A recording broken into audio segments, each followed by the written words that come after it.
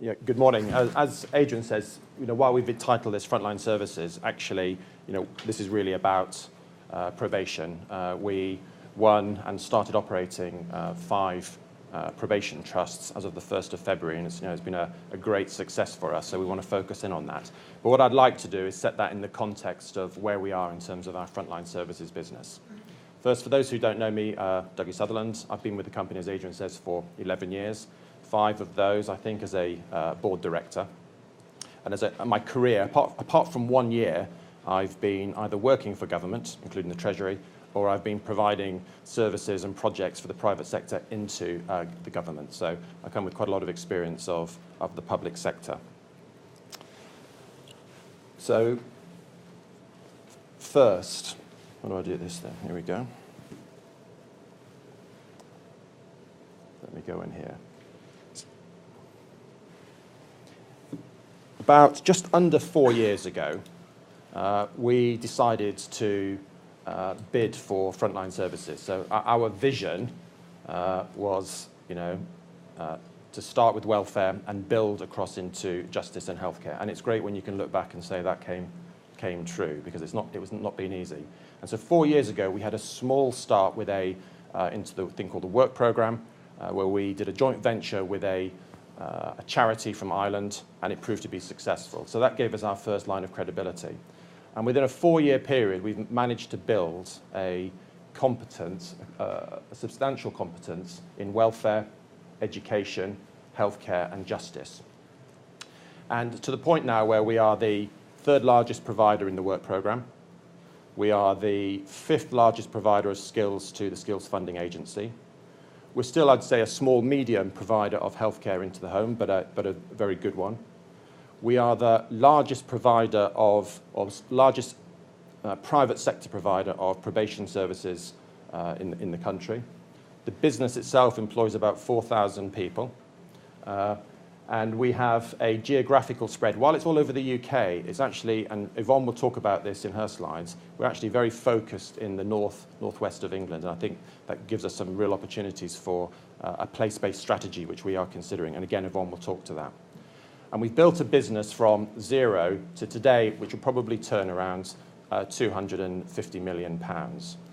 So I do look at that and think what we've managed to achieve, the credibility we've managed to put down, and think, what does the next 4 years look like? And certainly we're building from a much, much stronger base than we did 4 years ago. So, we're very pleased with where we've got to, but we've got a lot more to go forward.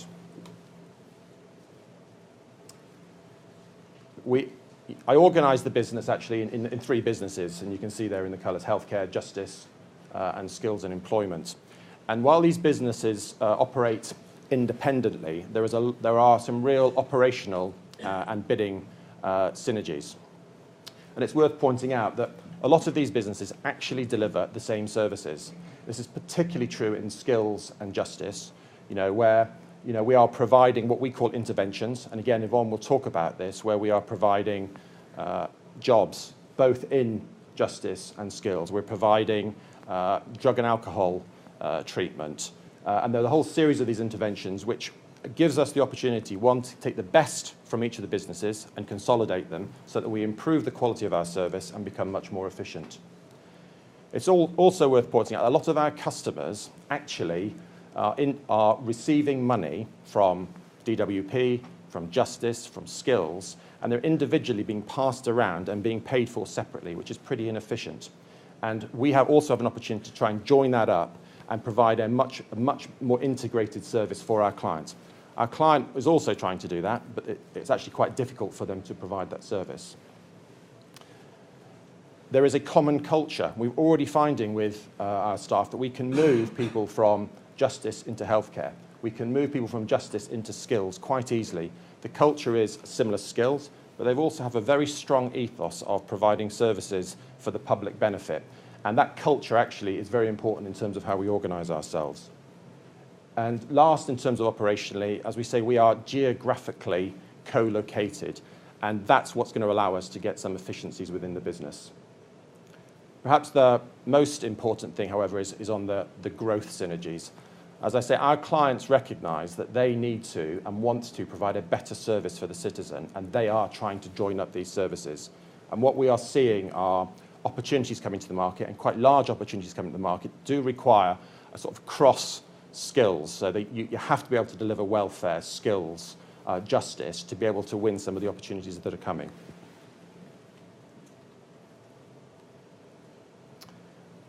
And what are those opportunities? This is I don't plan to go through everything here, but I'd probably make a few points on this slide. The markets are very large in comparison to the size of our business. And the individual opportunities that we have visibility of at the moment are also very large in comparison to the size of our business. So we can, by winning a few or even part, because some of these are programs actually where they will come to the market in geographically and in smaller parts. But winning part, we can actually grow the business very quickly. I would also make the point, this is just what we can see at the moment. Government is under a huge amount of pressure to continue to reduce its costs, and particularly in these areas, I would expect there will be more programs coming of investment as to how to reduce their budgets through greater efficiencies. And as I say, if you look at some of these, and I'll go through them, the opportunities cross the sectors, and our ability to be able to deliver service cross-sector gives us a bit of a competitive advantage. As a bit of a flavour, if I look at the markets, is that reverbing there? The markets separately. In justice, having just taken over 5 trusts, actually our focus is very much on delivering a quality service there. So we've been at this now for 6 months in terms of since we took over the contracts on the 1st of February. So that's important. Important we deliver a great service because that's our platform for growth. However, we are positioning ourselves for a number of opportunities. And if I look on the slide there, we've got something called OLAS 5. OLAS is the training that's provided to prisoners within the prison. Stands for Offender Learning and Skills Services, I think. I'm looking over there. That, to give you a size, that's about £120 million a year as an opportunity, and does require skills and justice experience. The DWP, the ESF programme, which is European Social Funding, we're working our way through all of that at the moment, and it's a programme which is there to help the hardest to get back into work. And they've probably got healthcare problems, they're probably ex-offenders, and we're working through we think about £280 million worth of annual opportunity in that market.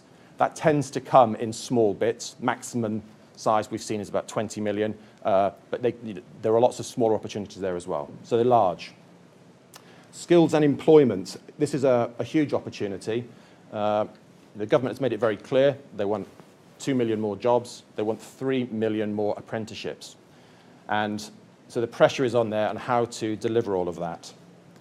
And I think also within there is welfare. The welfare have announced they need another 12 billion cut from their budget. And the only way they're going to achieve that, in fact, the number of ways they can achieve that, policy changes, but also by looking to see how they can get people off the state, off benefits and into work.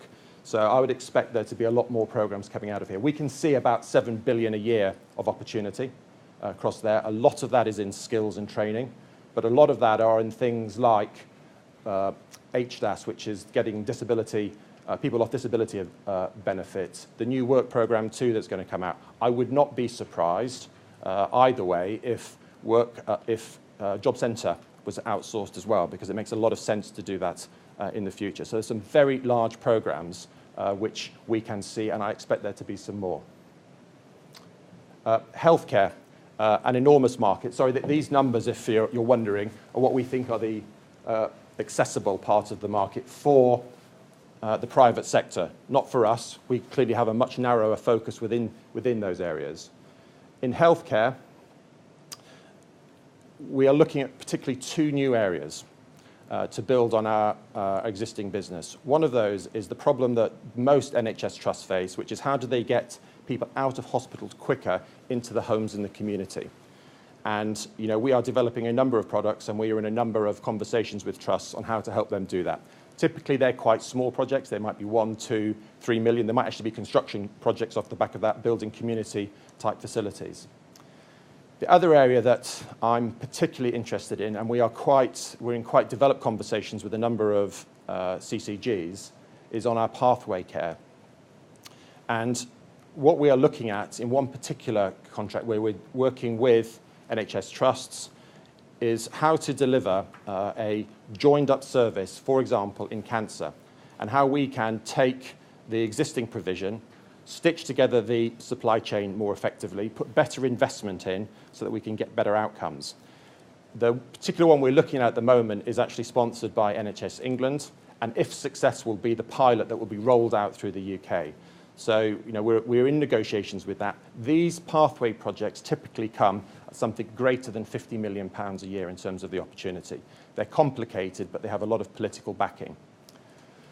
So, I think we've got a frontline services business over the last 4 years positioned for growth. We can see there is a lot of opportunity out there, and really now it's for us to see, to actually win some of these and deliver, on a strong base that we have. I'd like to move into a bit more detail into what we're doing in probation, and I'd like to invite Yvonne to come and talk about it. Yvonne is responsible for our justice business. She has led the team that won all of this opportunity, which is absolutely fantastic, and we're doing a great job so far, 6 months in.